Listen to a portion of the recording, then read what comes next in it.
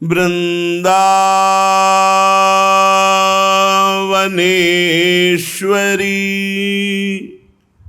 तवैव पदारविंदम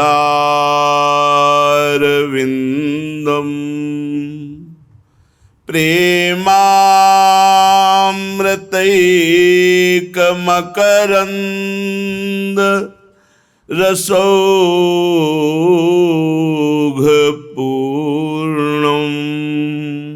हृद्यर्पितं मधुपते स्मरतापमुग्रं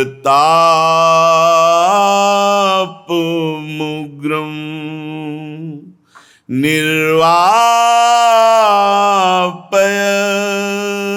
परम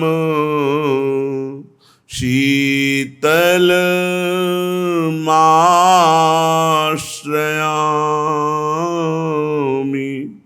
परम शीतलमाश्रयामि।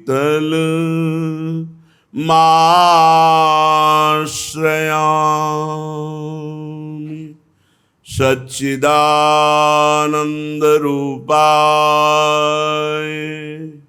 विश्वोत्पत्त्यादिहेतवे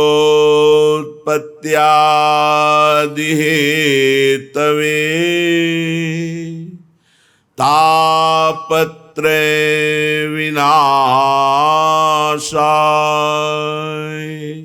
श्रीकृष्णाय वयं नुमः। कृष्णाय वासुदेवाय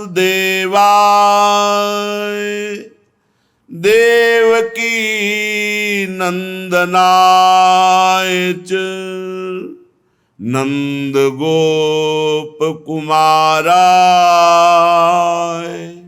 गोविंदाय नमो नमः। कृष्णाय वासुदेवाय हरे परमात्मने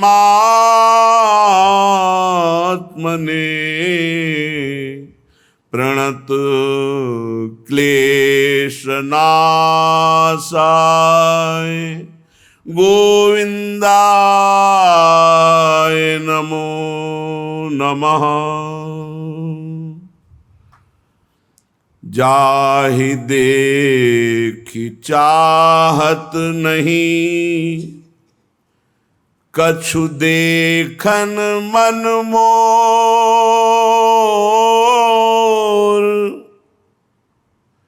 जाहि देखि चाहत नहीं कछु देखन मन मोर। बसो सदा मोरे दृगनी मेरे प्यारे नंद किशोर। तनु मनु सब में लिपटे रहो।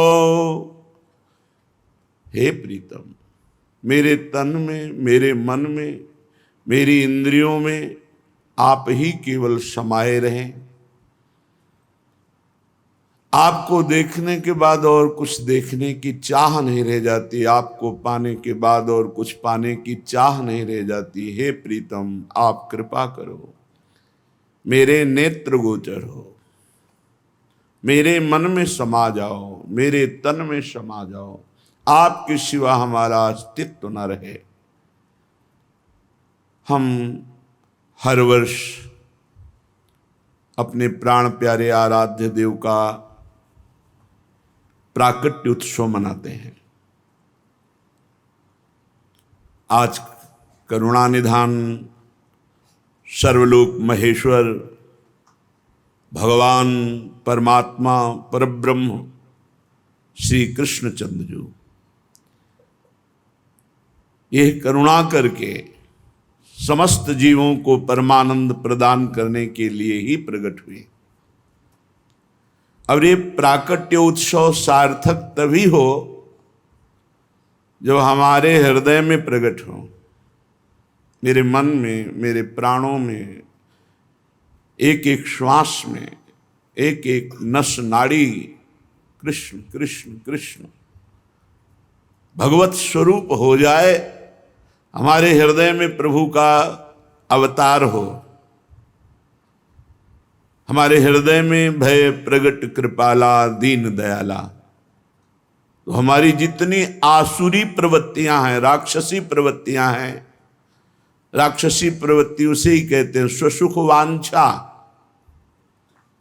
दूसरों से वस्तु व्यक्ति स्थान से जो सुख भोगने की लालसा है उसे आसुरी प्रवृत्ति कहते हैं। अपने आसु माने प्राण, प्राणों के पोषण के लिए, इंद्रियों के सुख भोगने के लिए जो हमारी वृत्ति है उसे आसुरी प्रवृत्ति कहते हैं। और भगवान का प्रादुर्भाव आसुरी प्रवृत्ति को जड़ मूल से नष्ट कर देता है। हमेशा भगवत चरणारविंद का आश्रय लेकर प्रार्थना करें कि भगवान हमारे हृदय में प्रकट हो और हृदय की समस्त आसुरी वृत्तियों का नाश होकर भगवदाकार वृत्ति हो। यही हमारे जीवन का परम लक्ष्य है। भगवान जो ऐश्वर्यस्य समग्रस्य धर्मस्य यशसः श्रियः ज्ञान वैराग्ययोश्चैव शरणाम भग इति रणा। ज्ञान शक्ति बलैश्वर्य वीर तेजांश शेषतः भगवत शब्द वाच्यानि बिना हेर गुणादिभि। भगवान जिनमें 6 भग ऐश्वर्य विराजमान हैं, समग्र ऐश्वर्य, समग्र धर्म, समग्र यश, समग्र श्री, समस्त ज्ञान और समग्र वैराग्य, उसे भगवान कहते हैं। जिसमें अथाह समुद्र ऐश्वर्य, अथाह समुद्र धर्म, अथाह समुद्र यश, वेद नेति नेति यश गान करते हुए कह रहे हैं। भगवान शेष जी अनंत काल से यश गा रहे हैं पर था नहीं पाए। श्री अगाध लक्ष्मी संपन्न, अगाध ज्ञान, अगाध वैराग्य, वो भगवान है।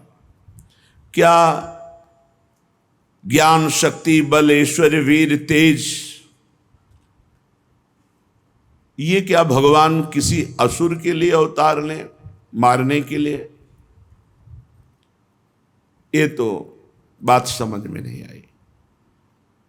भ्रकुटी विलास सृष्टि लय होई, ऐसे भगवान 10 20 50 100 200 असुरों को मारने के लिए आपको आना पड़े।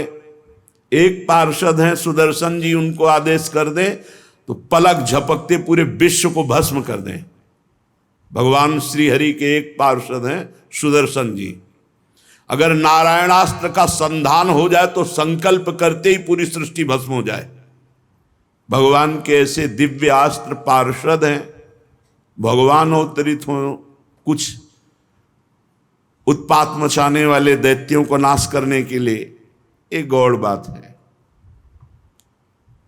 अनंत बलशाली भगवान अपने भक्तों को सुख देने के लिए अवतरित होते हैं। जो महान तप,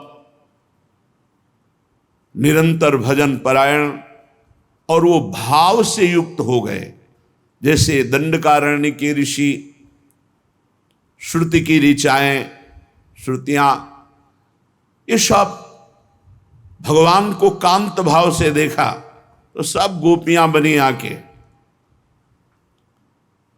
देवकी वसुदेव जी ने महान तप किया कि संसार का स्वामी भगवान मेरा पुत्र बने। नंद यशोदा जी, ये सब महान तप संपन्न, इनको सुख प्रदान करने के लिए भगवान प्रकट हुए। ये दुराचारियों का विनाश तो बहुत साधारण सी बात है। यम भगवान के हाथ में जो काल दंड है, यम पास है, इतना ही काफी विश्व विनाश के लिए। कालदंड का प्रयोग कर दें, कोई ऐसा नहीं जो नष्ट ना हो जाए। भगवान वरुण जी के पास वरुण पाश, ऐसे दिव्यास्त्र क्षण में नष्ट कर दें पूरी सृष्टि को। भगवान शिव का पाशुपतास्त्र ऐसा है, एक पलक झपकते विश्व का विनाश कर दे। वायुवास्त्र, अग्नेयास्त्र, वरुणास्त्र, ये भगवान को अवतार लेने की जरूरत है। छोटे मोटे छोटे संपूर्ण ब्रह्मांडों सहित भूतल को शेष भगवान अपने फण पर सरसों की दाने की तरह रखे। ऐसे अनंत महिमाशाली भगवान किसी असुर को मारने के लिए केवल प्रकट हो, ये केवल भगवान अपने भक्तों को सुख देने के लिए। जब भक्तों को सताया जाता है, भगवान को असहनीय हो जाता है। जब जब भक्तों को पीड़ा दी गई, भगवान के केवल 1 2 या 24 अवतार नहीं है, लिख नहीं सकते शास्त्रों में इतने अवतार भगवान के। जरूरत पड़ी तो वस्त्रावतार हो गया। कहां 24 अवतारों में लिखा है कि त्रिलोचन जी के यहां नौकर बनेंगे? कहां लिखा है भगवान अवतार लेकर माधवदास बाबा की लंगोटी धोएंगे, पीछे पीछे डोले? अनंत अवतार भगवान के, भक्तों के सुख के लिए। जब कोई भक्तों को पीड़ा पहुंचाता है तो श्री भगवान के लिए ऐसा नहीं हो जाता है और भगवान लीला पूर्वक अवतरित होते हो। हम उनकी लीला गायन करके अपने समस्त पापों का नाश करके भगवत प्राप्ति करते हैं। भगवान की प्राप्ति में समर्थ हैं भगवान की लीलाएं। श्री सुखदेव जी कहते हैं कि ये उस समय की बात है जब लाखों राक्षसों ने, असुरों ने, दैत्यों ने राजाओं का रूप धारण करके पृथ्वी में आतंक मचा रखा था।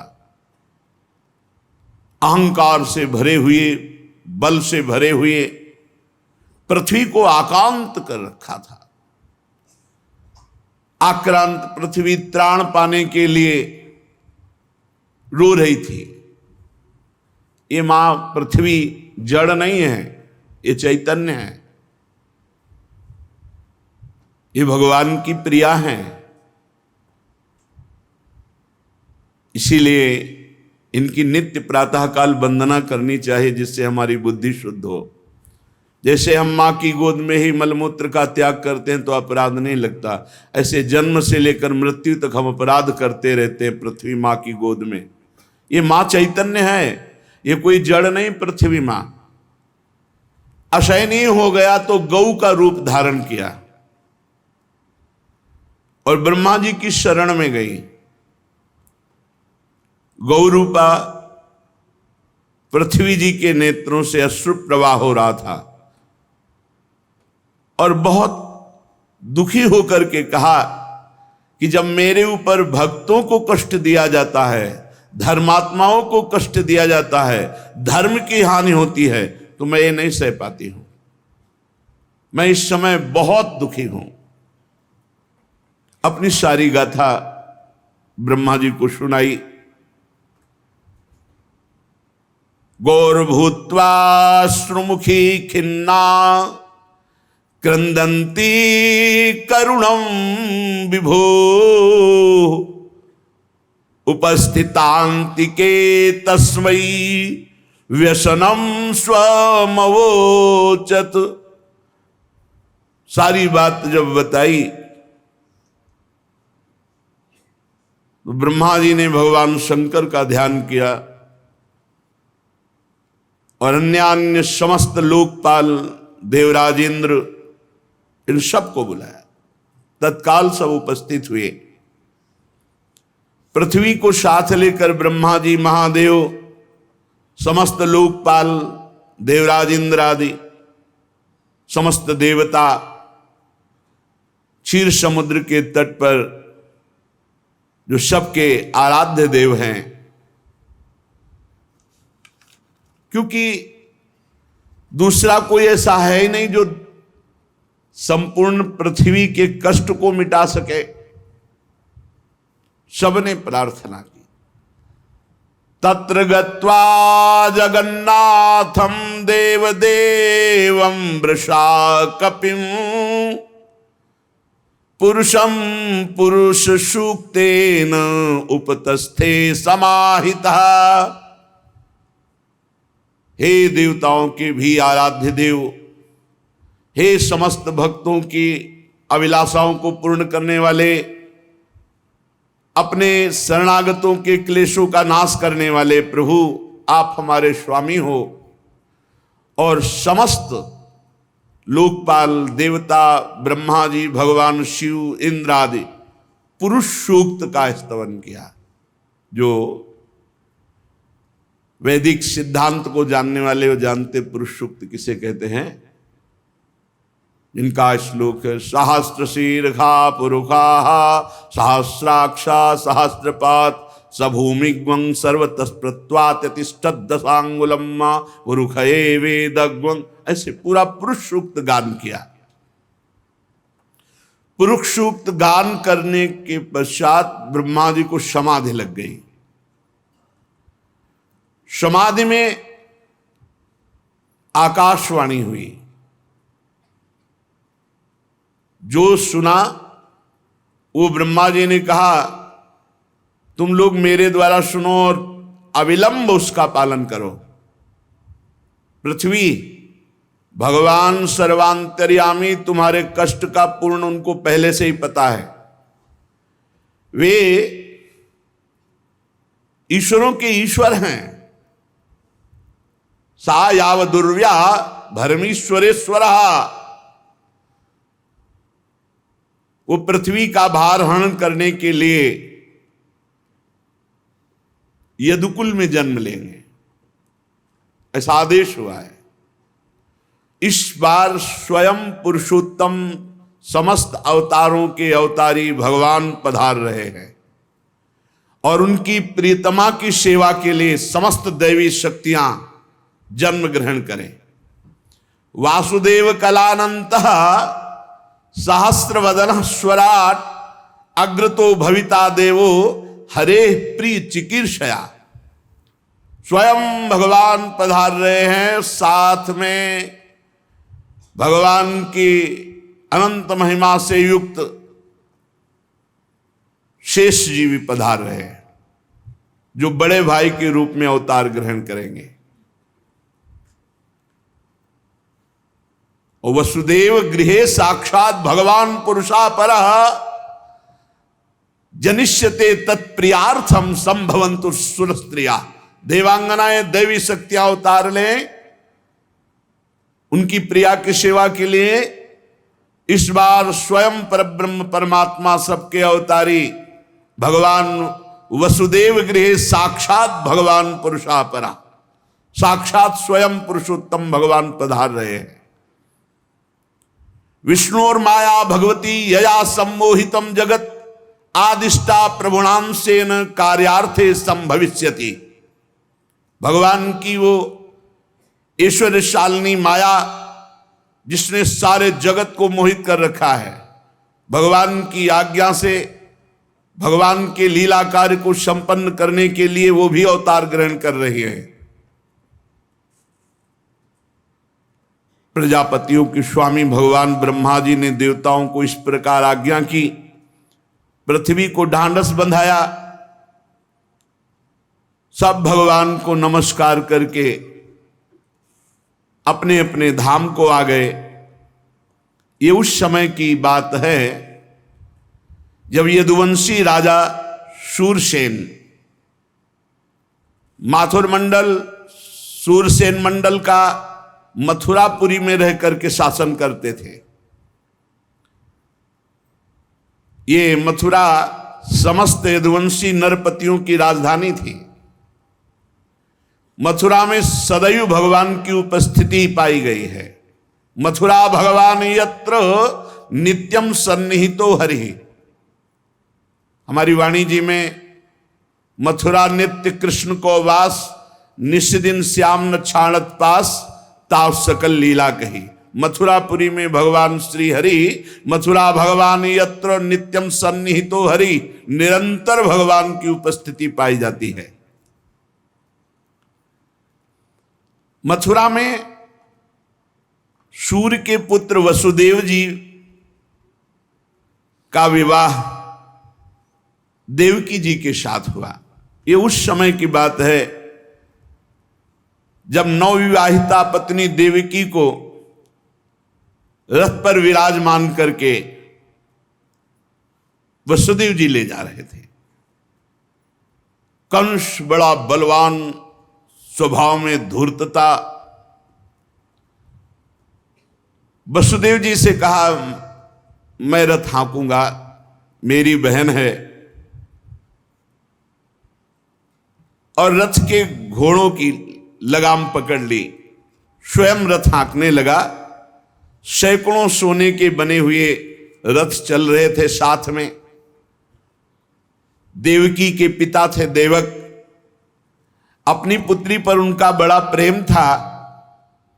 देवकी जी को विदा करते समय उन्होंने स्वर्ण के हारों से अलंकृत 400 हाथी, 15,000 घोड़े, 1800 रथ और सुंदर सुंदर वस्त्राभूषणों से विभूषित 200 सुकुमारी दासियां दी। विदाई का समय वर वधू के मंगल के लिए एक साथ शंख, तुरही, मृदंग, दुंदुभियां, जय जयकार। रथ चल पड़ा। जिस समय घोड़ों की लगाम पकड़कर कंस रथ हाँक रहा था, उसी समय स्पष्ट आकाशवाणी हुई, अरे मूर्ख, जिसको तू रथ में बैठाल कर लिए जा रहा है, उसकी 8वें गर्भ की संतान तुझे मार डालेगी। वैसे ही धूर्तता थी, आसुरी प्रवृत्ति। पथि प्रग्रहिणम कंस माभास्याः शरीरवाक्, अस्यास्त्वाम अष्टमो गर्भो हंतायाम वहसे बुध। ऐ मूर्ख, जिसे तू बड़े प्यार से रथ में बैठाल कर ले जा रहा है, उसकी 8वीं संतान तुझे मार डालेगी। इत्युक्ता सा खलः पापी भोजानाम कुलपांशुनः। पापी स्वभाव, दुष्टता की सीमा नहीं रही। भोजवंश का कलंक। आकाशवाणी सुनते ही कूद पड़ा रथ से, तलवार खींच ली और बाल पकड़े देवकी के, मारने को उद्यत हो गया, गला काटने को। क्रूर तो था ही, पापी स्वभाव तो निर्लज्ज। ये देखकर दौड़ पड़े महात्मा वसुदेव जी और हाथ पकड़ लिया। वसुदेव जी ने कहा, राजकुमार राजकुमार, ये आपके लिए उचित नहीं है। श्लाघनीय गुणः सूरैर भवान भोज यशस्करः, सा कथम भगनीम हन्यात स्त्री मुद्वाह पर्वणि।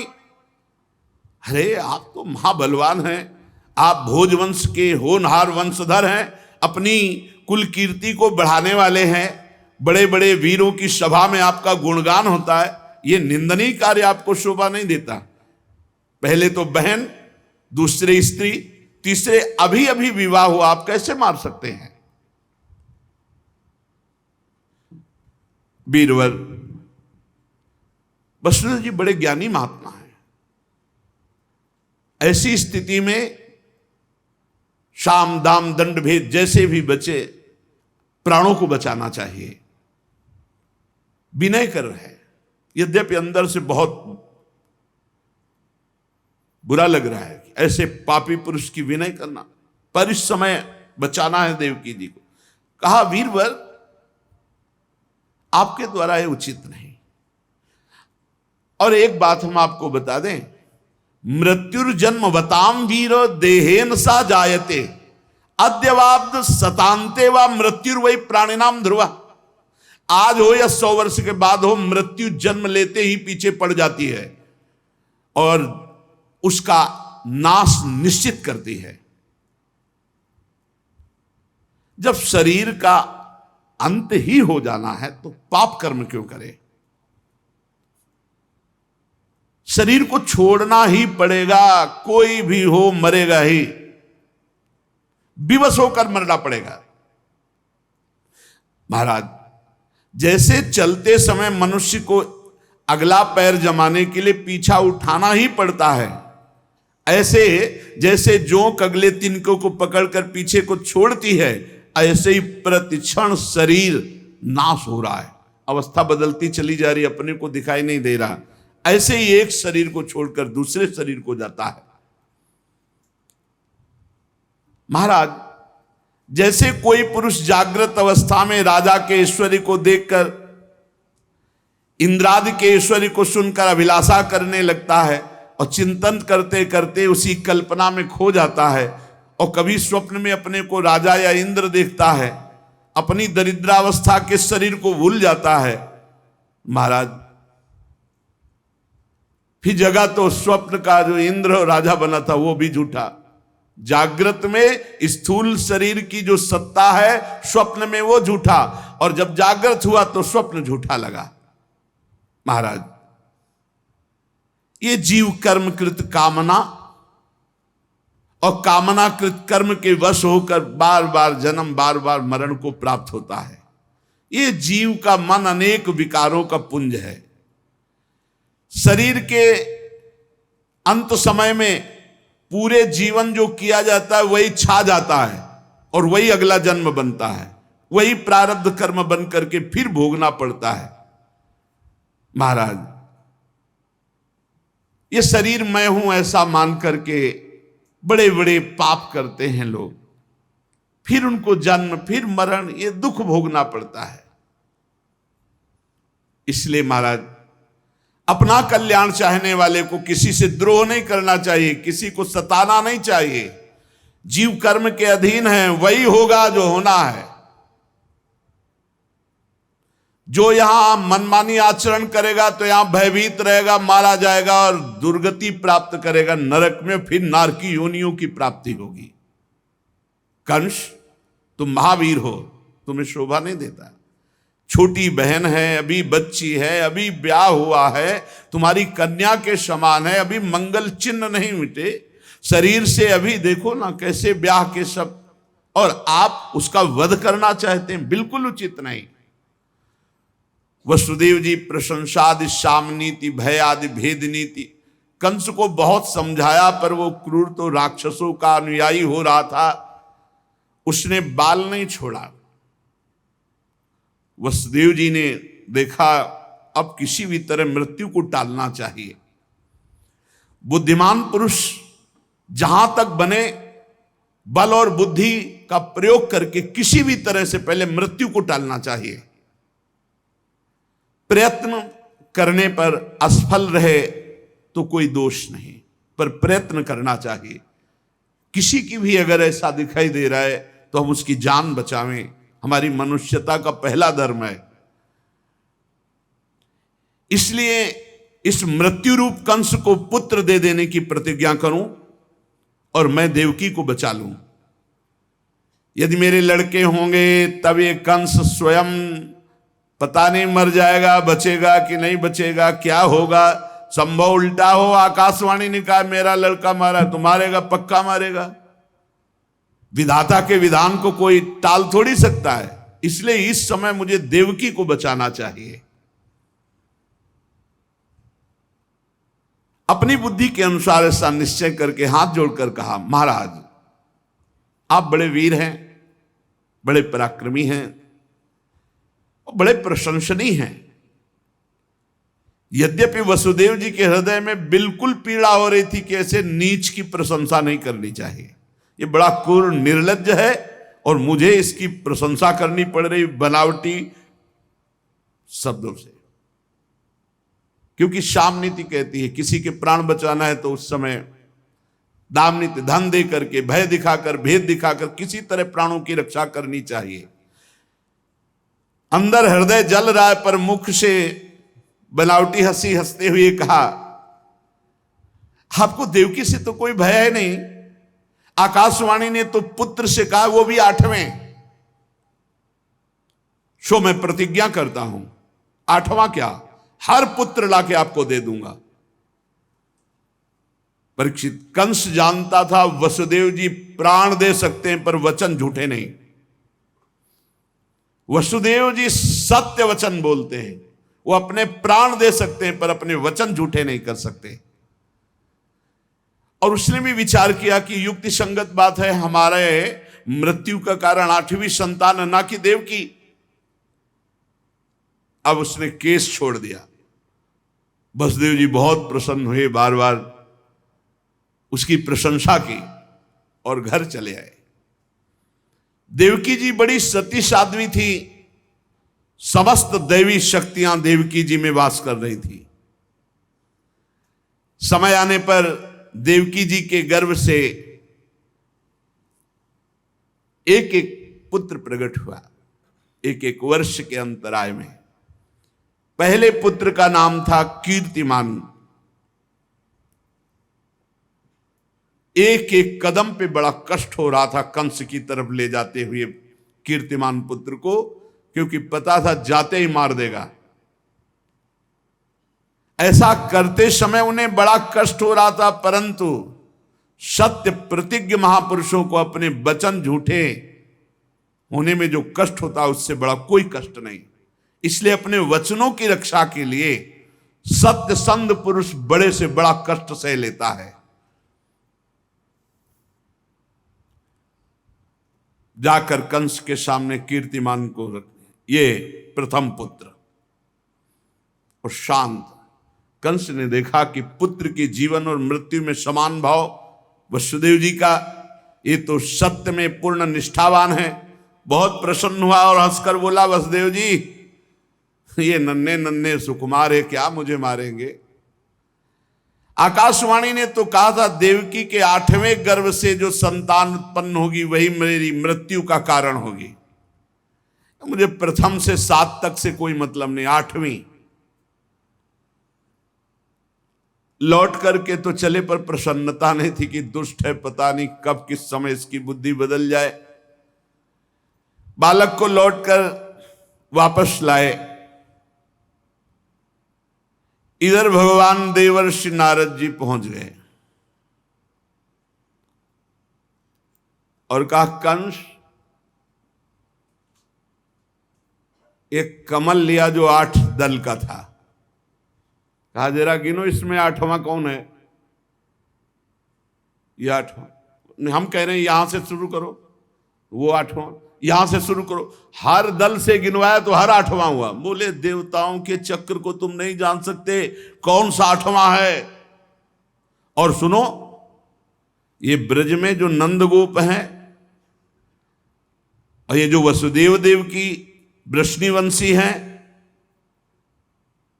ये कोई साधारण नहीं, ये सब दैवी शक्तियां हैं, सब बड़े बड़े देवता हैं। तुम्हारी सेवा में जो है ये सब देवता छुप करके हैं।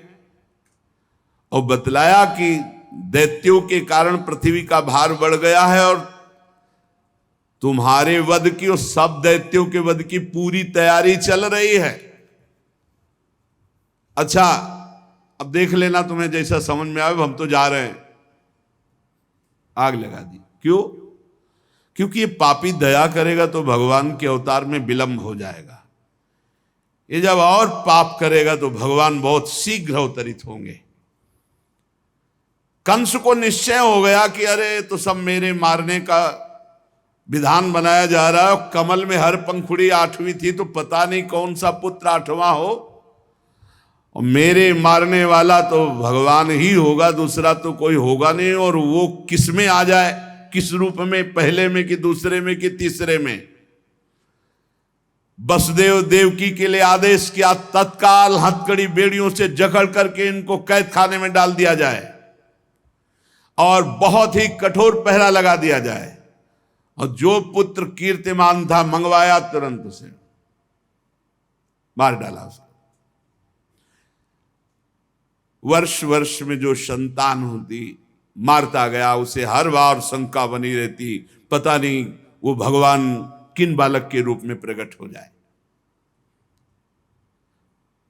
परीक्षित, पृथ्वी में ये बात प्रायः देखी जाती है कि अपने प्राणों का ही पोषण करने वाले जो लोभी लोग होते हैं, वो चाहे राजा हो चाहे कोई भी हो, वो अपने स्वार्थ की पूर्ति के लिए माता पिता भाई बंधु किसी की भी हत्या कर सकते हैं। माता की, पिता की, भाई की, बंधु की, मित्रों की, इष्ट की, किसी की भी।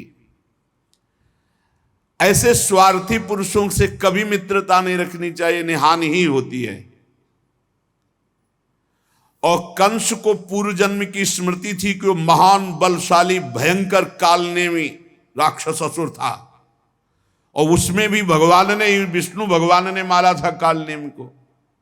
अब वो समझ गया कि भगवान ही अवतार ले रहे हैं मेरे मारने के लिए, तो उसने यदुवंशियों से घोर विरोध ठान लिया।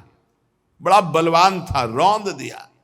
यदु भोज अंधक वंश के अधिनायक अपने पिता को बंदी बनाकर कैद खाने में डाल लिया, और सूरसेन का स्वयं राजा बन बैठा। कंस बड़ा बलशाली था, उसके बल से प्रभावित होकर जरासंध ने संबंध अपनी पुत्रियों का ब्याह कर दिया। अब तो और बल। फिर प्रलंबासुर, बकासुर, चाणूर, तृणावर्त, अघासुर, मुष्टिकासुर, अरिष्टासुर, द्विविद, पूतना, केसी, धेनुकासुर, बाणासुर, भौमासुर, ये सब मित्र हो गए कंस के।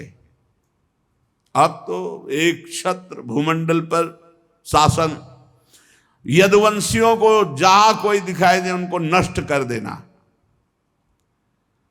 छुप करके कुरु, पांचाल, कैकेय, साल्व, विदर्भ, निषद, विदेह, कौशल आदि देशों में भाग गए यदुवंशी, और अपने को छुपाकर भेष बदलकर वहां रहने लगे कंस के भय से। कुछ लोग जो बड़े प्रवीण थे वो कंस के आगे हाथ जोड़ करके उनके सेवक बन करके उनके मन के अनुसार चलने लगे। जब कंस ने एक एक करके देवकी जी के 6 बालक मार डाले, तब देवकी के 7वें गर्भ में भगवान के अंश स्वरूप अनंत महिमा, अनंत बलशाली भगवान शेष जी पधारे देवकी जी के गर्भ में। रामावतार में थोड़ी दिक्कत महसूस हुई लक्ष्मण जी को। जहां कुछ बात आती प्रभु के विरुद्ध तो सह नहीं पाते, और जहां उठने की कोशिश करते वहीं केवल इतनी बात कह दी विदेहराज जनक ने कि अब अगर हम ऐसा जानते कि पृथ्वी में कोई ऐसा वीर ही पैदा नहीं हुआ जो अजगरों को उठा लेता, तो मैं प्रतिज्ञा ही नहीं करता। लक्ष्मण जी ने आदेश नहीं लिया था, कूद पड़े और कहा तुम कैसी बात बोल गए विदेहराज जनक, जहां रघुवंश मणि भगवान श्री राम विराजमान है वहां तुमने ऐसी बात कर दी। अरे पूरे ब्रह्मांड को उठाऊं, सैकड़ों योजन दौड़ करके ले जाऊं और कच्चे घड़े की तरह तोड़ दूं, इस पुराने पिनाक की क्या बात कर रहे हो? इसे तो कमल नाल की तरह अभी तोड़ दूं, भगवान का आदेश किया। भगवान बैठ जाओ आके। जे ही कोल भीलो ने बताया, महाराज चक्रवर्ती सम्राट महाराज दशरथ की संपूर्ण सेना और भरत शत्रुघ्न, हाथी घोड़े रथ रब्बा। लक्ष्मण जी, अभी राम जी कुछ बोल ही नहीं पाए, लक्ष्मण जी उठे और बोले मिलने आना था तो ऐसे वैभव से थोड़ी मिला जाता, इसका मतलब कुछ और सोचा, तो गलत सोच लिया भरत जी ने। तत्काल प्रत्यंचा खींच ली और कहा आज मैं दिखाऊंगा कि भगवान के दासत्व में कितनी बल है। भगवान श्री राम को चुप चुप शांत हो जाओ, तुम क्या समझते हो अयोध्या का राज्य भरत के मन में लोभ पैदा कर सकता है? कहीं चीर समुद्र में खटाई फाड़ सकती है क्या? अरे त्रिभुवन का राज्य मिले तो भी भरत जैसे प्रेमी के हृदय में किंचन मात्र प्रलोभन नहीं। अरे माताएं आ रही इसलिए पूरी प्रजा आ रही, पूरी सुरक्षा है इसलिए। तब लक्ष्मण जी, कई जगह ऐसा होता जहां वो भगवान की सेवा के लिए उठते। इस बार का नहीं महाराज, आप बड़े नहीं बनोगे, बड़े हम बनेंगे और अपनी मन की बात करेंगे। तो भगवान शेषा बहुत प्यार करते हैं, बहुत प्यार करते हैं भगवान श्री हरि को, अपनी गोद में शयन कराते हैं। गौर वर्ण के, ये गौर श्याम जोड़ी ही है। शेष सैया पे हैं तो कर्पूर की तरह गोरे हैं शेष भगवान, कोई काले नहीं है, और श्याम वर्ण के भगवान उन पे शयन करते। जब अवतार लेते हैं तो गौर श्याम जोड़ी ही रहती है। अगर बड़े भाई के रूप में होते तो राम जी को रोक देते, वनवास नहीं जाने देते, पर बड़े राम जी थे। इस बार बड़े भाई बन के आए, अपने प्रभु को सुख प्रदान करने के लिए आज्ञा करूंगा, नहीं ऐसा नहीं तो मानना पड़ेगा आज्ञा। अनंत भगवान जब 7वें गर्भ के रूप में देवकी के उदर में पधारे, बड़ा आनंद। पर देवकी जी को लगा कि कंस इसे भी मार डालेगा, इसलिए वो रुदन करने लगी। विश्वात्मा भगवान ने देखा कि माता को बहुत दुख है और यदुवंशियों को कंस सताए ही जा रहा है, तो अपनी योग माया का स्मरण किया और योग माया को आदेश किया, देवी कल्याणी तुम ब्रज में जाओ, वह प्रदेश ग्वालों और गौओं से सुशोभित है। वहां नंद बाबा के गोकुल में वसुदेव जी की पत्नी रोहिणी गुप्त रूप से निवास कर रही। उनकी और भी पत्नियां कंस के डर से गुप्त स्थानों में रह रही। इस समय मेरा महान अंश, जिसे अनंत शेष जी कहते हैं, देवकी के उदर में गर्भ रूप से विराजमान है। तुम जाओ वहां से उस गर्भ को रोहिणी के उदर में रखो। मैं स्वयं आ रहा हूं, अब विलंब सा नहीं जा रहा, अब विलंब नहीं सहा जा रहा। 7वां जो गर्भ है वो रोहिणी के गर्भ में, और मैं अब स्वयं आ रहा हूं। अब मैं समस्त ज्ञान बल आदि अंशों के साथ देवकी का पुत्र बनूंगा, और नंद बाबा की पत्नी यशोदा के गर्भ से तुम प्रकट हो। योग माया को आदेश किया, तुम समस्त कामनाओं को पूर्ण करने में समर्थ और वरदान देने में समर्थ होगी।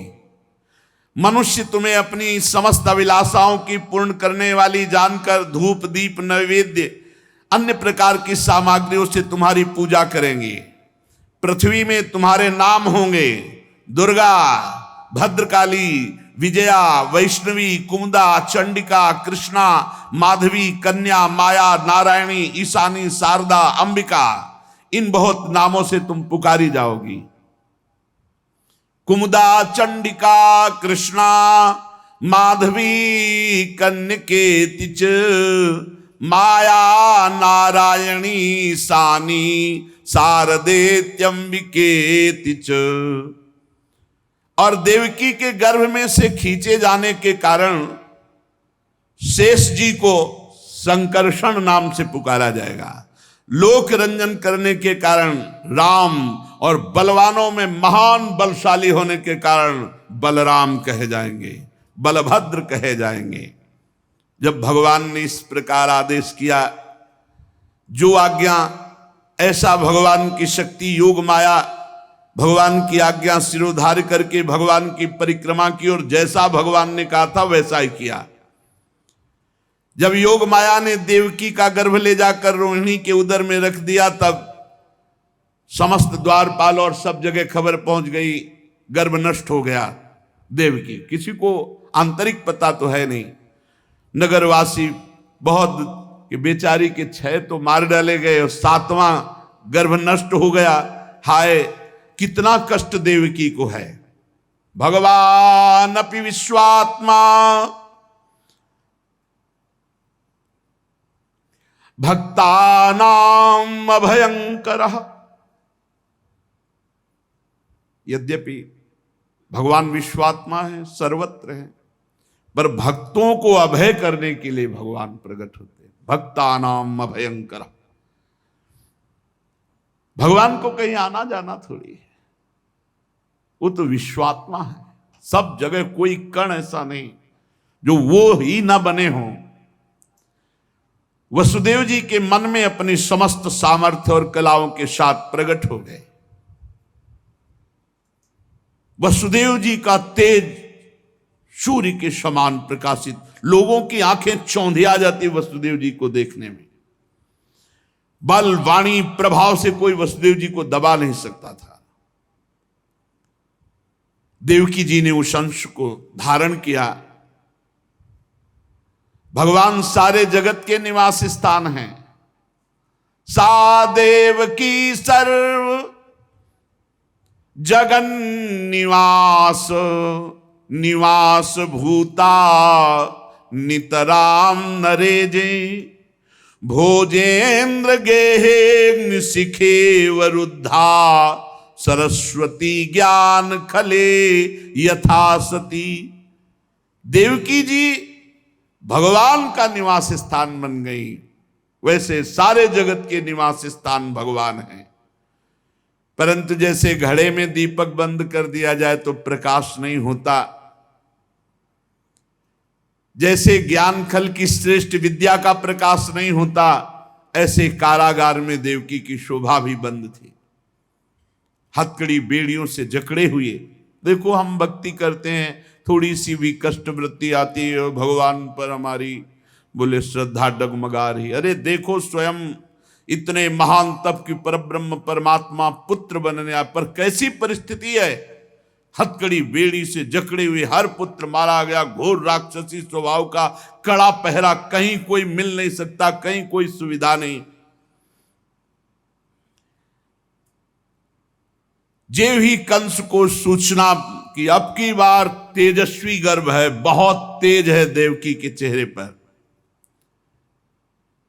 शीघ्र से शीघ्र मुझे क्या करना चाहिए। कंस घबरा गया, 8वां गर्भ। अब भगवान जिनके गर्भ में, उनका चिंतन करने से ही बुद्धि पवित्र हो जाएगी। ये देखो, जब ब्याह के समय मारने के लिए उद्यत हो गया था, अब तो 8वां गर्भ है, तो उसका देवकी को मारना तो ठीक नहीं होगा। मैं वीर पुरुष हूं, स्त्री को मारना कलंक है। ठीक निर्णय निकल रहा है बुद्धि से। क्यों? क्योंकि अब जिस देवकी का चिंतन कर रहे हैं, उनके गर्भ में ज्ञान समुद्र भगवान विराजमान है।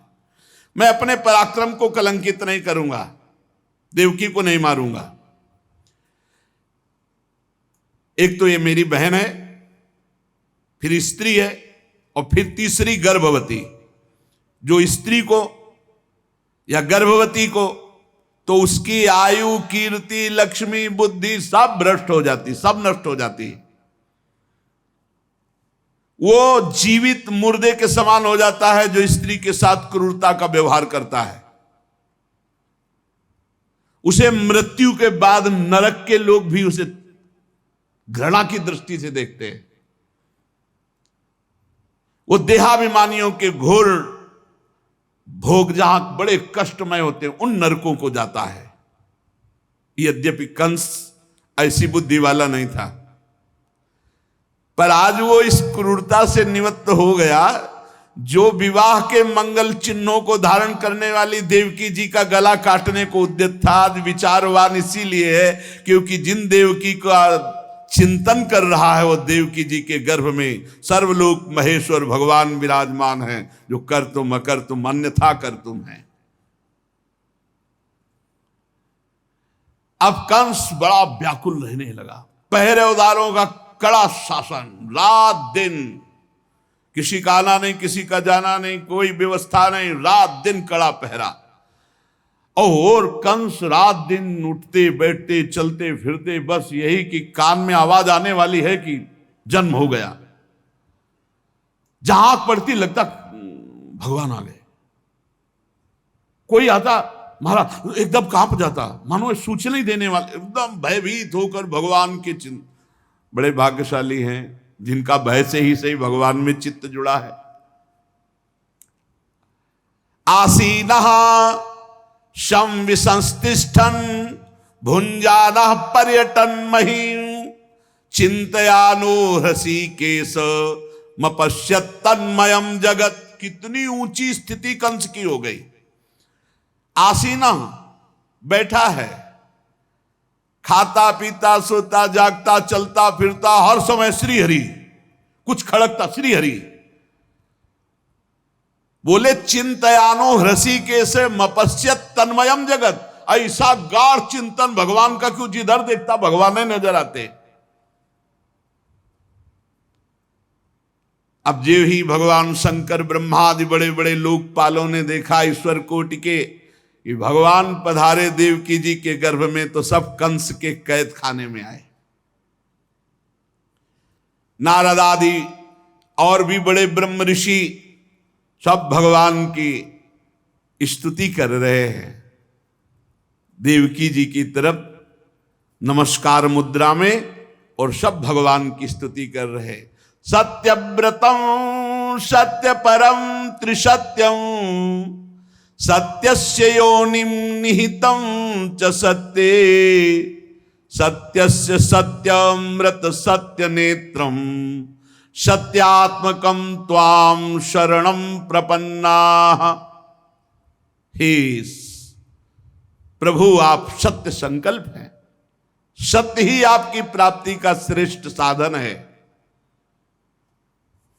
सृष्टि के पूर्व और प्रलय के पश्चात संसार की स्थिति के समय इन असत्य अवस्थाओं में भी आप सत्य हैं।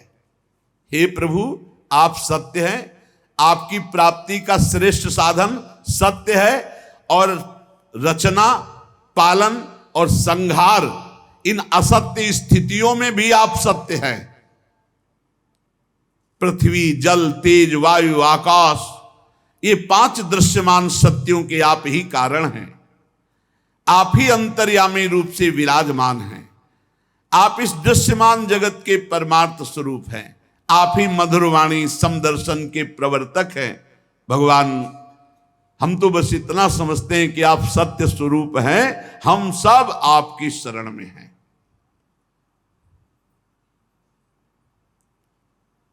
कुछ बिरले लोग ही हैं जो आपके इस सत्य स्वरूप में अपना चित्त एकाग्रता पूर्वक लगा पाते हैं। प्रभु, जो आपका चिंतन करते हैं उनके लिए संसार समुद्र कैसा है? गाय के बछड़े के खुर के गड्ढे के समान, पार होने में कोई, जो आपका चिंतन करते हैं। आज तक के जितने भी संत महात्मा हुए सब आपके चिंतन प्रभाव से, आपके चरणों के आश्रय से ही इस संसार समुद्र से पार हुए हैं। परम प्रकाश स्वरूप परमात्मन, आप भक्तजनों के निष्कपट हितैषी और प्रेमी हैं। प्रभु, आपका बड़ा अनुग्रह है हम सबके ऊपर। बड़ी विस्तृत स्तुति की समस्त ब्रह्मा, भगवान शंकर, लोकपाल देवताओं और ब्रह्म ऋषियों ने। और देवकी जी को संबोधित करके कहा, माता जी, ये बड़े सौभाग्य की बात है कि आपकी कोख से सबका कल्याण करने के लिए स्वयं परब्रह्म परमात्मा भगवान पुरुषोत्तम अपने ज्ञान बल आदि अंशों के साथ पधार रहे हैं। डरिएगा मत आप कंस से, बिल्कुल मत डरिएगा। अब ये कुछ दिन का मेहमान है। भगवान यदुवंश की रक्षा करने के लिए प्रकट हो रहे हैं। ब्रह्मादि देवताओं ने इस प्रकार भगवान की स्तुति की और सब देवकी जी को प्रणाम करके अपने अपने धाम को गए। परीक्षित, अब समस्त शुभ गुणों से युक्त बहुत सुहावना समय आया। अथ सर्वगुणोपेतः कालः परम शोभनः यर्हे वाजन जन्मर्क्षम शांतरक्ष गृह तारकम। रोहिणी नक्षत्र था। आकाश के सभी नक्षत्र, ग्रह और तारे सौम्य हो रहे थे। जैसे अंतःकरण शुद्ध होने पर भगवान का आविर्भाव होता है, उसी प्रकार भगवान जब अवतार लेते हैं ना, तो संपूर्ण सृष्टि प्रकृति परम पवित्र हो जाती, क्योंकि भगवान अवतरित हो रहे। काल, दिशा, पृथ्वी, जल, अग्नि, वायु, आकाश, मन, ये सब निर्मल हो जाते हैं। भगवान जब प्रकट हो रहे हैं, रोहिणी नक्षत्र है और समस्त नक्षत्र, ग्रह, तारे ये सब सौम्य हो रहे हैं। दिशाएं स्वच्छ प्रसन्न थी। जगमग जगमग तारे हो रहे हैं। सब जगह रत्नों की खाने अपने आप प्रकट हो रहे हैं। पृथ्वी से स्वर्ण, चांदी, हीरा, जवाहरात, ये रत्ने अपने आप प्रकट हो रहे हैं। जैसे पीली मिट्टी, लाल मिट्टी, ऐसे रत्न प्रकट हो रहे हैं। हीरे आदि की खाने मंगलमय प्रकाश करती हुई नीचे से प्रकट हो रही। नदियां एकदम जल निर्मल। रात्रि के समय भी सरोवर कमल खिल गए। वन में वृक्षों की पंक्तियां रंग बिरंगी पुष्पों के गुच्छों से लद गई। पक्षी चहकने लगे, भौरे गुंजार करने लगे। वो वायु सुख स्पर्शा पुण्य गंधवा शुचि अग्न्यस्त द्विजाति नाम शांतस्तत्र समिंधति। उस समय परम पवित्र शीतल मंद सुगंध वायु लोगों को सुख दान करती हुई बह रही। जो ब्रह्म ऋषियों के अग्निहोत्र की अग्नियां कंस के अत्याचार से बुझ गई थी, वो अपने आप प्रज्वलित हो गई। संत पुरुष पहले ही चाहते थे कि असुरों की बढ़ती ना होने पाए। पता नहीं क्या हो रहा है, सबका मन आनंदित हो रहा है, सब प्रसन्न हो रहे, क्योंकि भगवान का आविर्भाव हो रहा है। उसी समय देवताओं की दुंदुभियां अपने आप बज उठी। किन्नर गंधर्व मधुर स्वर में गान करने लगे। सिद्ध चारण भगवान के मंगलमय गुणों की स्तुति करने लगे। विद्याधरियां अप्सराएं नृत्य करने लगे। बड़े बड़े देवता ऋषि मुनि आनंद में भरकर कंस के कारागार के ऊपर पुष्पों की वर्षा कर रहे हैं। अब तो काले काले मेघ आकर मंडराने लगे और धीरे धीरे गर्जना करते हैं। भारी वर्षा प्रारंभ। जन्म मृत्यु के चक्र से छुड़ाने वाले जनार्दन भगवान का अवतार समय निशीथ रात के 12 बजे। निशीथे तम उद्भूते जायमाने जनार्दले।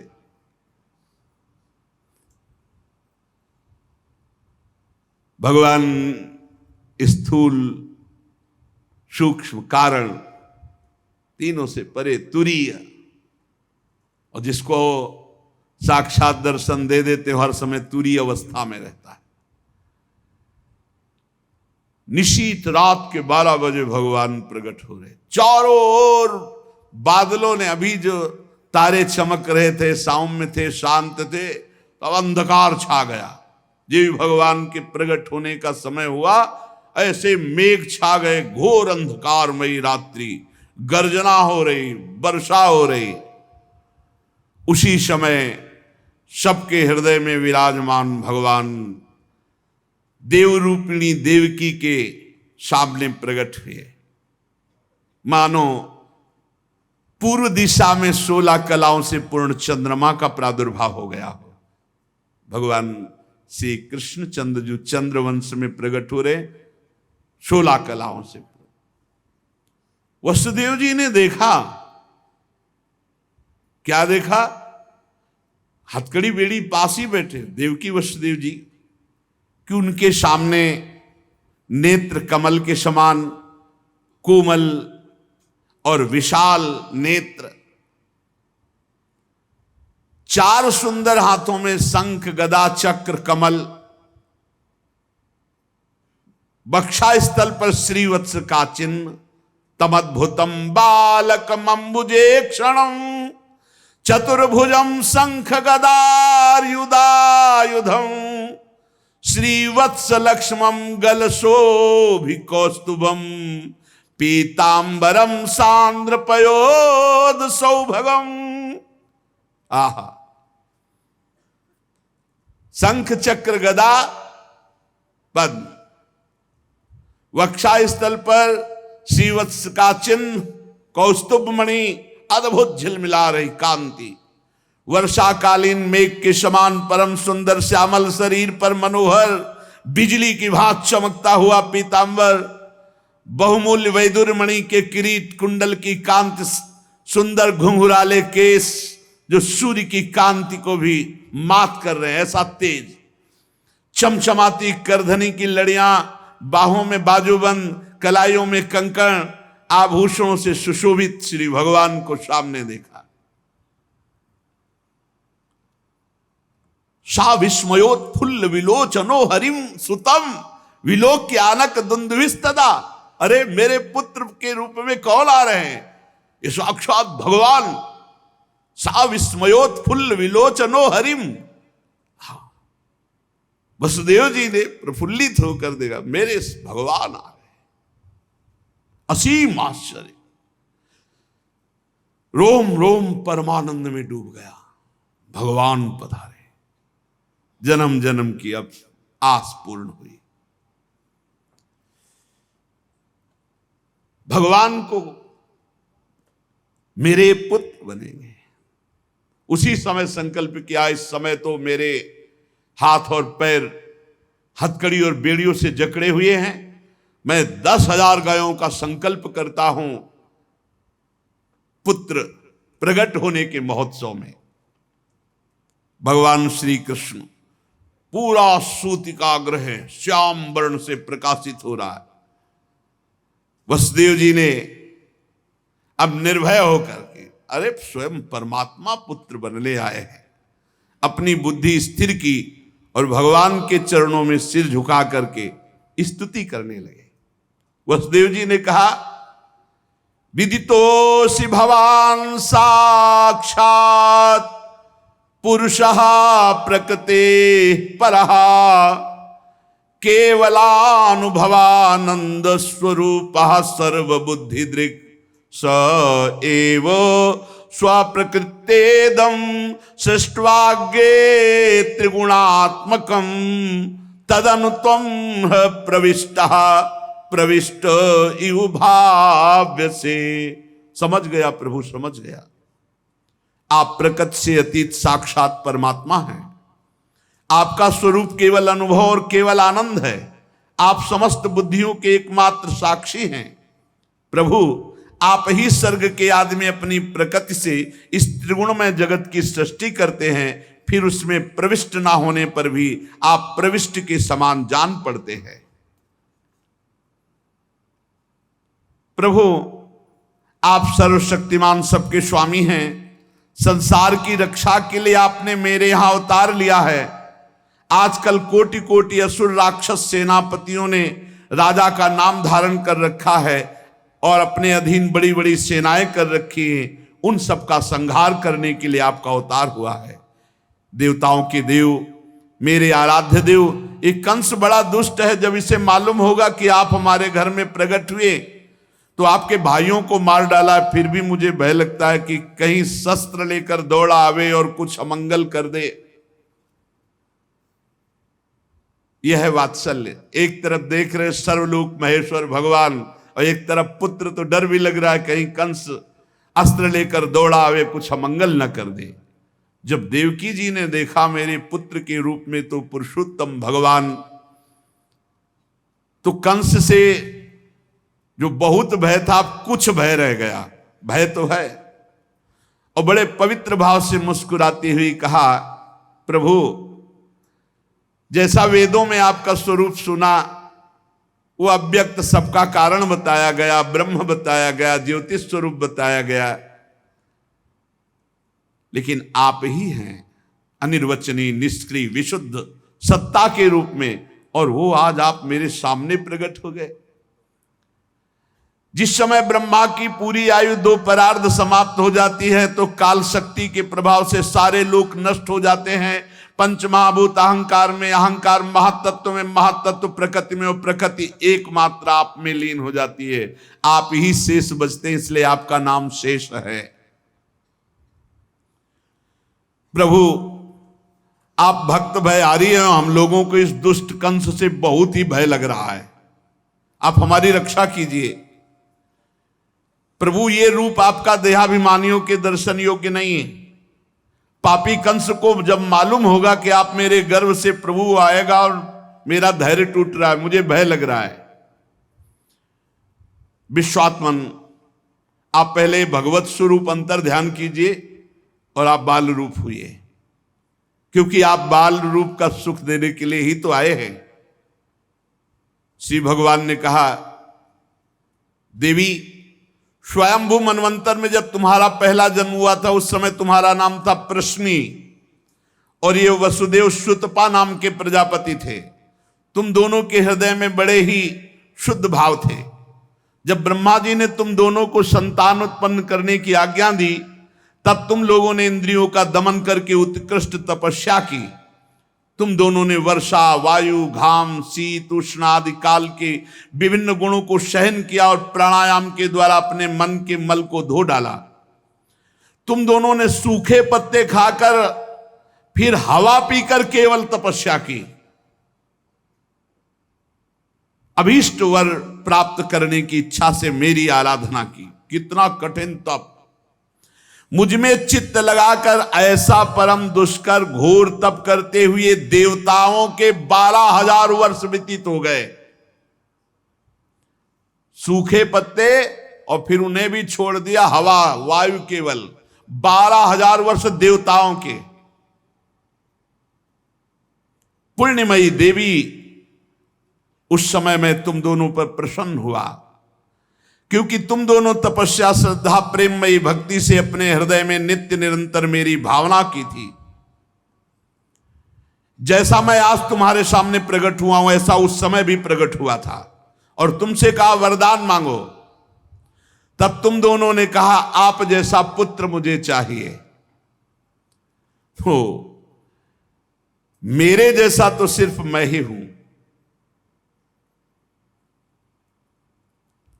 तो मेरे जैसा पुत्र, तो मैंने ये वरदान दिया कि मैं ही स्वयं तुम्हारा पुत्र बनकर आऊं। ये छोटी मोटी तपस्या का फल नहीं है, आप देख लीजिए। अगर आप जीवन भर रामकृष्ण हरि भगवान नाम जपते हुए भगवत प्राप्त हो जाते तो कितना सरल है, कितना सरल है। इसीलिए धन्य है ये कलयुग जो कम समय में भगवत प्राप्ति, केवल भगवान नाम जप और थोड़ा सा केवल पापाचरण से अपने को बचा लो तो भगवत प्राप्ति हो जाएगी।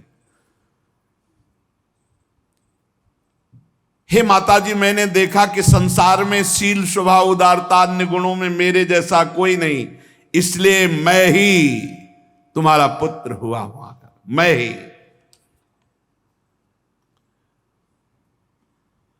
प्रश्न गर्भ से, वामन रूप से और इस समय तुम देवकी वसुदेव हुए वासुदेव के रूप से। एक बार मैं वचन बोलता हूं उसे 3 बार पूरा करता हूं, ये भगवान का नियम। मेरी वाणी त्रिकाल सत्य है। एक बार तुमने मांगा पुत्र तो प्रश्नी गर्भ, वामन रूप और इस समय वासुदेव रूप, कश्यप आदित्य के रूप में वामन रूप। और मैंने ये रूप इसलिए प्रकट किया कि जब मैं अवतार लेकर मनुष्य शरीर में लीला करूंगा तो मुझे पहचान पाना बहुत कठिन है। इसलिए तुम लोग ध्यान रखना मैं कौन हूं। ये खास बात, एक खास बात ध्यान देने योग्य बात है। भगवान कह रहे हैं कि तुम दोनों मेरे प्रति पुत्र भाव और निरंतर ब्रह्म भाव रखना। युवाम माम पुत्र भावेन ब्रह्म भावेन चासकृत चिंतयंतो कृत स्नेहो या से थे मदगतिम पराम, तब तुम मेरे परम पद को प्राप्त होगी। चिंतनीय कौन है गोपाल जी, कौन है लाल जी? कह रहे तुम मेरे प्रति पुत्र भाव और निरंतर ब्रह्म भाव, इस प्रकार के चिंतन द्वारा तुम मेरे पद को, मेरे प्रिया प्रीतम है कौन?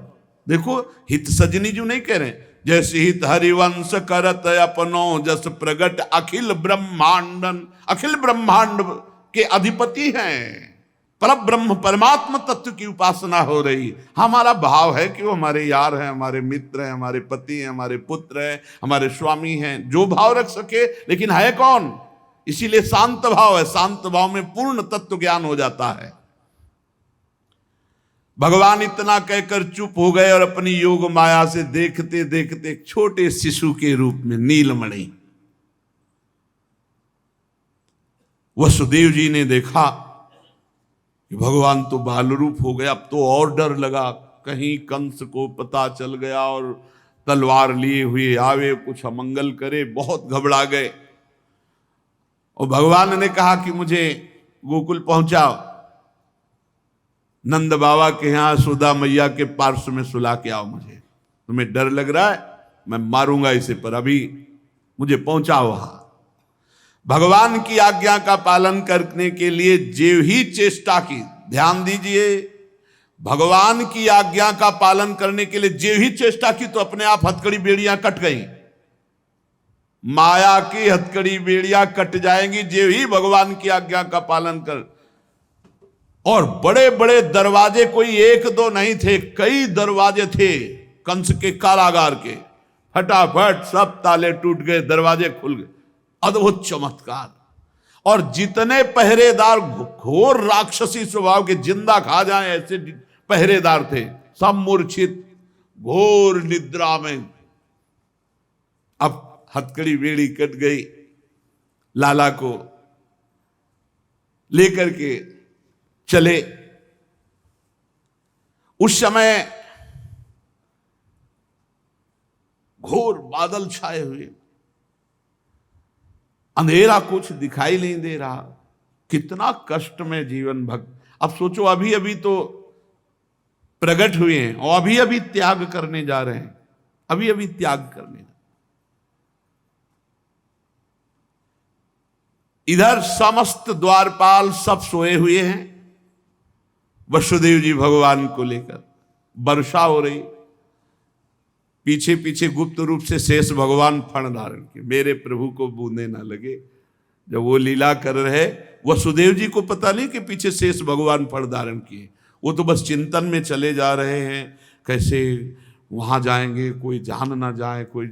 और वहां पहले ही योग माया ने पूरी व्यवस्था करी, पूरा का पूरा परिकर सब बेहोश है नींद में, किसी को सुध नहीं है। केवल यशोदा मैया को प्रारंभ में इतना था, कुछ हुआ और बेहोश हो गए। क्या हुआ ये निर्णय नहीं हुआ। पूर्ववासियों की समस्त इंद्रिय वृत्तियों की चेतना हर ली, सब अचेत हो गए। इतनी मोटी जंजीरें लगी हुई थी, ताले लगे हुए थे, जेल के साथ टूट गए। भगवान श्री कृष्ण को गोद में लिए हुए जैसे जैसे आगे बढ़ते, सब दरवाजे अपने आप खुलते चले थे और पहरेदार सब सो रहे। बादल नजदीक आकर मानो बरस रहे हो, ऐसे लटक लटक के बादल। शेष भगवान अपने फणों से जल को रोकते हुए 1000 फण धारे पीछे पीछे चल रहे। यमुना जी ने देखा कि प्रभु पधार रहे, तो पहला चरणामृत तो हमारे अधिकार बनता है। अरे जिनके चरणों का ध्यान बड़े बड़े महापुरुष शिव आदि करते हैं, आज वही प्रभु मेरे पास आ रहे हैं।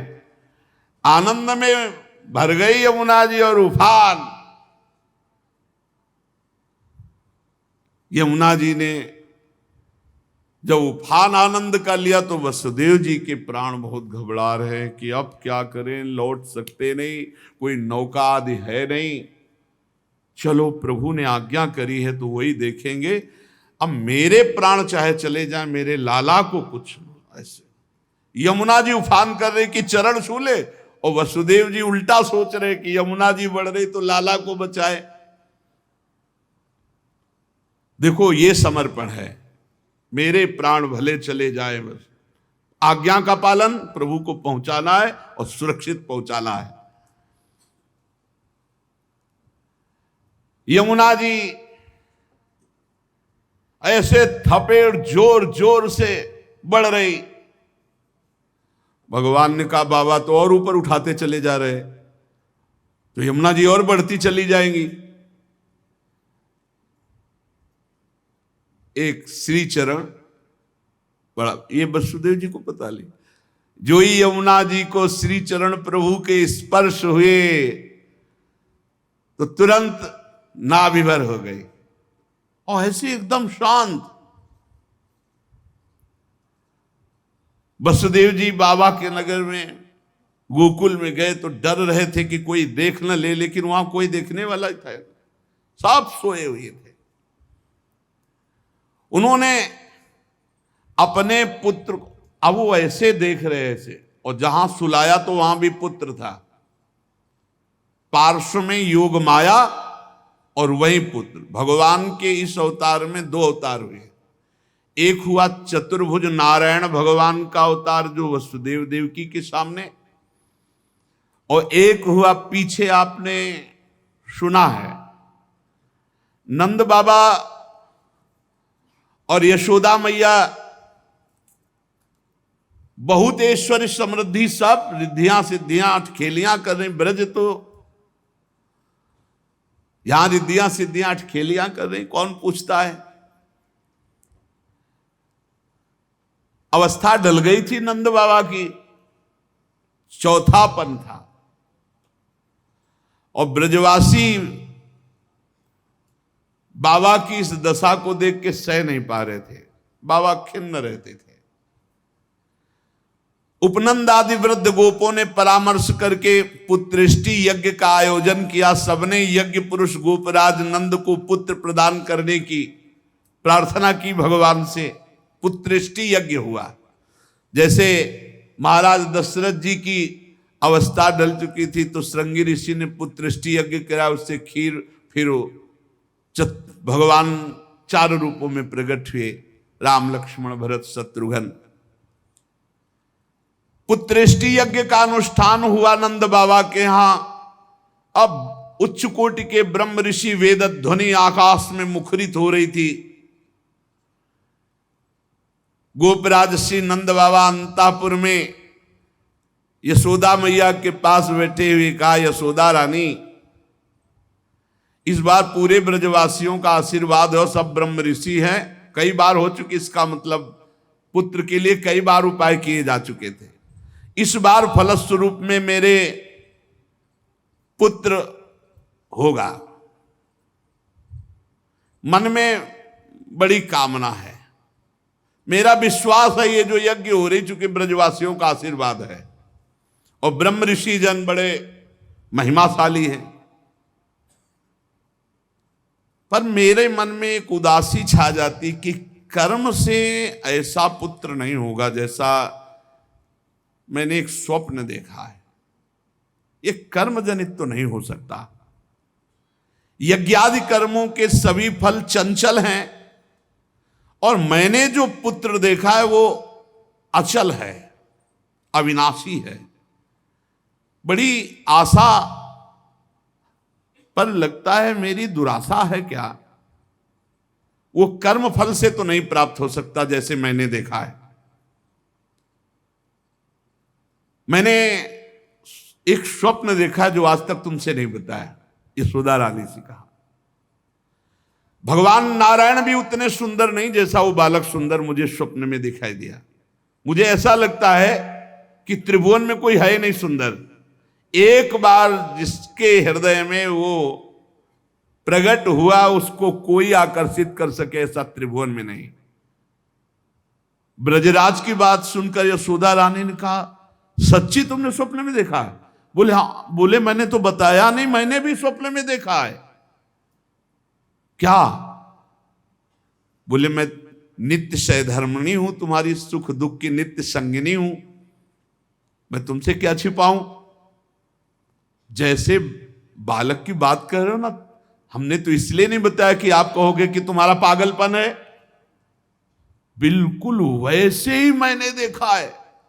श्यामश्चंचल चारु दीर्घ नयनो बालस्तवांक स्थले दुग्धोद्गारि पयोधरे स्फुटमसौ क्रीडन मया लोक्यते स्वप्नस्तत्किं मुजागरः किमथ वेत्ते तन्न निश्चीयते सत्यं ब्रूहि सधर्मिणी स्फुरति किं सोयम तवाप्यंतरे।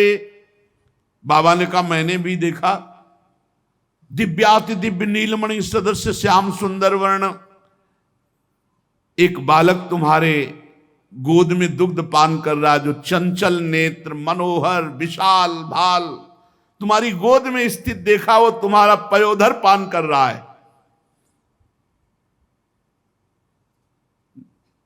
कैसे बताऊं, अब तो मेरी ये दशा है कि सोता हूं या जागता हूं मुझे कुछ पता नहीं चलता। हर समय बालक लगता है मेरी गोद में चढ़ रहा है, मेरी दाढ़ी खींच रहा है। कभी मैं देखता हूं तुम्हारी गोद में दुग्ध पान कर रहा है।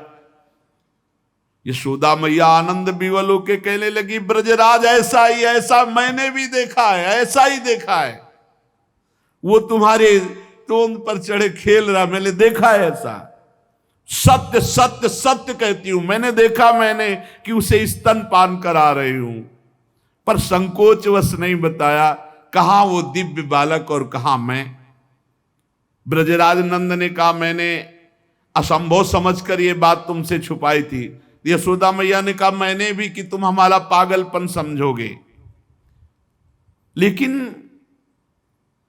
ऐसा अगर दोनों के स्वप्न में आया तो जरूर भगवान हमारे स्वप्न को पूरा करेंगे। नारायण जिनकी हम आराधना करते हैं, नारायण सेवानिष्ठ नंद बाबा और यशोदा मैया दोनों तन मन वचन से भगवान श्री हरि की शरण में होकर के द्वादशी दिन यथाविधि व्रत करने का नियम लिया।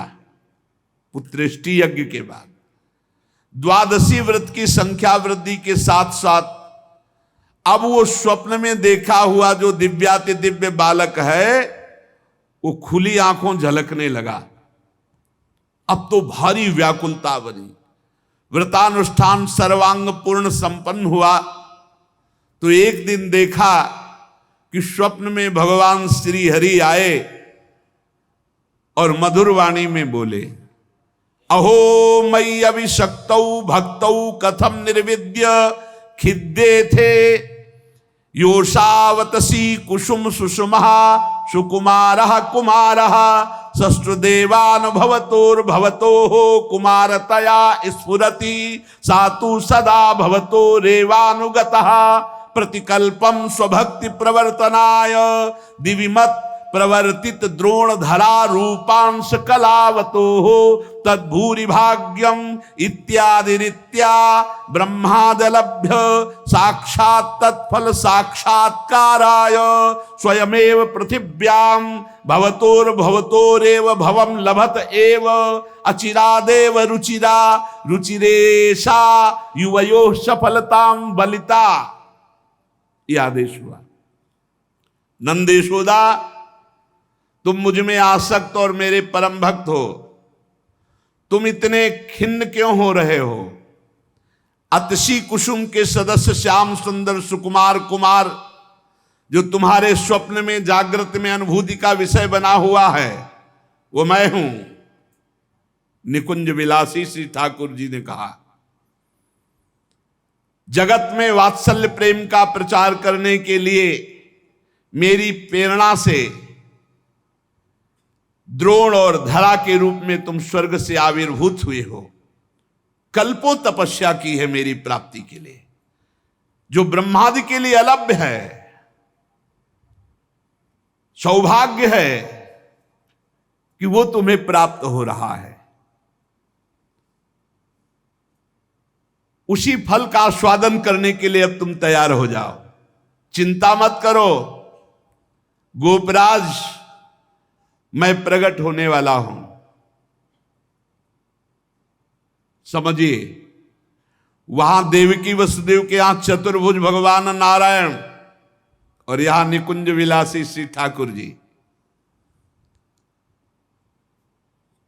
श्री यशोदा जी बहुत आनंदित रहने लगी।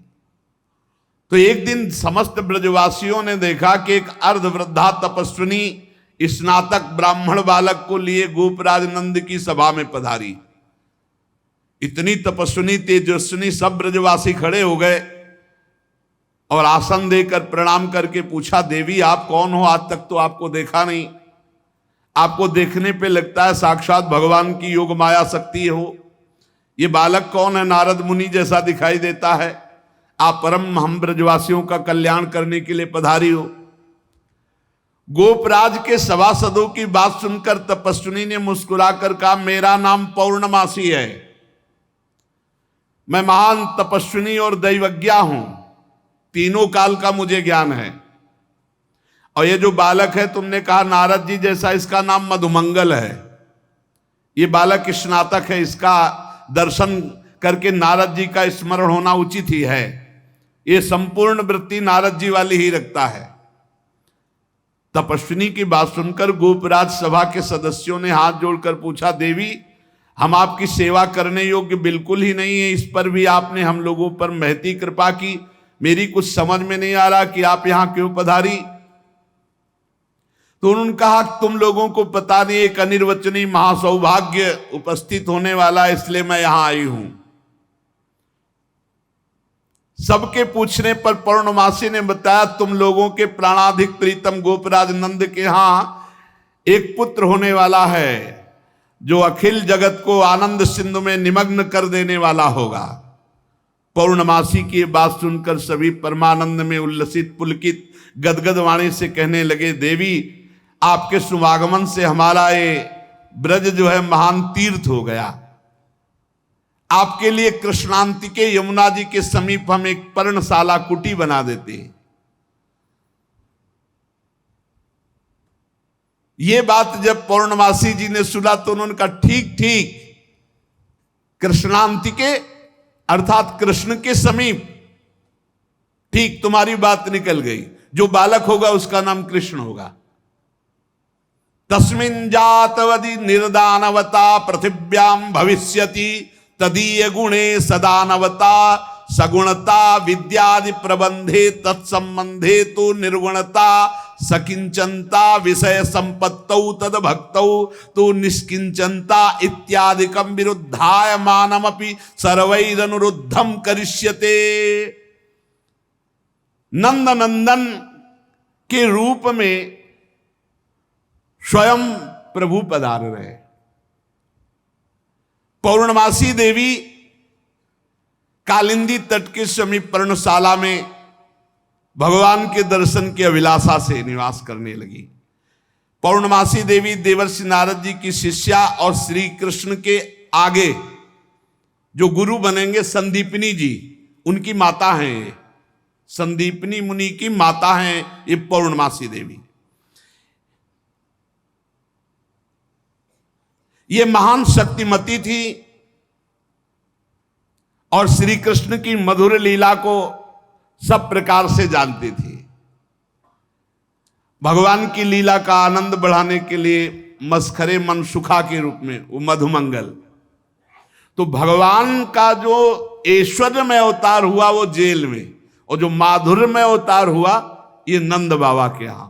तो जो ऐश्वर्यमय अवतार वापस गया, तो आप देखिएगा अक्रूर जी के साथ अक्रूर जी ने देखा जल में डुबकी लगाकर शेष सैया पर चतुर्भुज नारायण सेन, और हमारे द्विभुज मुरली मनोहर वृंदावनम परित्यज्य पादमेकम न गच्छति, वो कभी यहां से नहीं गए।